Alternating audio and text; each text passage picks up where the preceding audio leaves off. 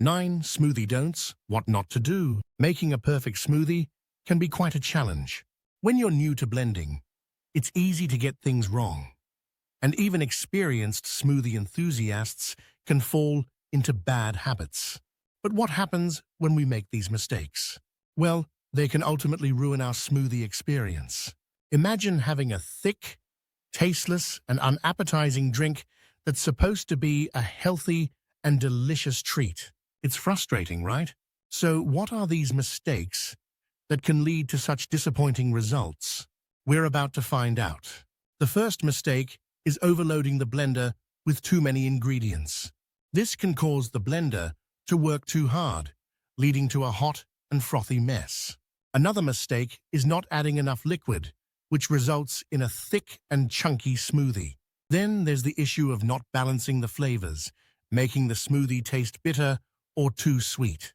And let's not forget about inadequate blending time, which leaves you with an unpleasant texture. We've all been there, throwing in everything but the kitchen sink and hoping for the best.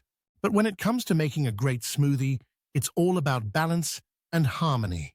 By understanding these common mistakes, we can avoid the pitfalls and create a delicious and refreshing drink that we'll love.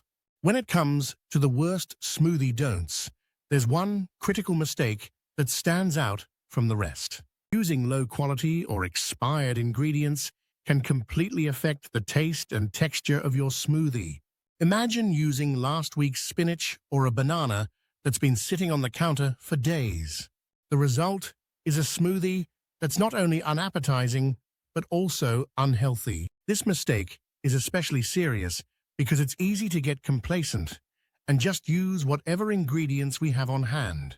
But trust me, it's not worth the risk. Instead, take the time to choose fresh, high-quality ingredients for a healthy smoothie. Using low-quality ingredients can also lead to a smoothie that's lacking in nutrition. Let's say you're using frozen berries that are past their prime.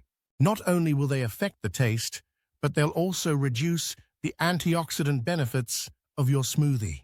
So make sure to always choose the best ingredients you can find. Additionally, using low-quality ingredients can also make you sick. Imagine consuming spoiled milk or a contaminated piece of fruit. It's not worth the risk, especially when it comes to your health. So always prioritize high-quality ingredients, and your smoothie will be a delicious and healthy drink. In the 9 smoothie don'ts, we've learned how to avoid common mistakes that can ruin our smoothie experience. From overloading the blender to using low-quality ingredients, these don'ts are essential to keep in mind when making a nutritious smoothie. I'd love to hear about your smoothie experiences in the comments below. What's the worst smoothie you've ever made, and what did you learn from it? Let me know. Would you like to know what are the 5 nutritious green smoothie recipes?